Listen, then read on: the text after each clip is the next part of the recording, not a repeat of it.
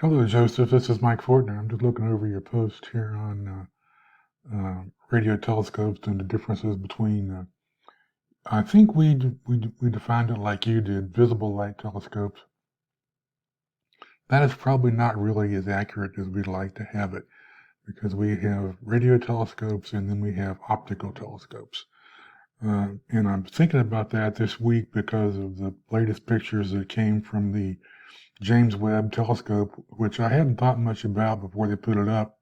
But the James Webb Telescope is one which is like 1,000,000 miles up in orbit, or it's at a Lagrange point, I think. So I think it's in stationary orbit in space. 1,000,000 miles is way too far for it to be serviced by astronauts like they used to do with the space shuttle.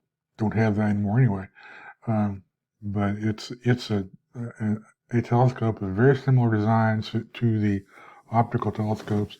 It just simply it is an optical telescope. It just simply images infrared, and that's not something we ordinarily see, not something we ever see.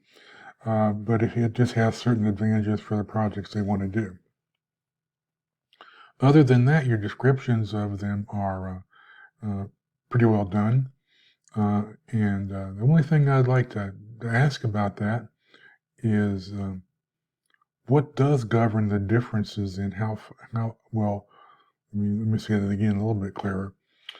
Why are radio telescopes only useful for imaging things that are very far away, dying or forming stars? Other stars are very far away, so are galaxies, so are black holes, so those are all very far away.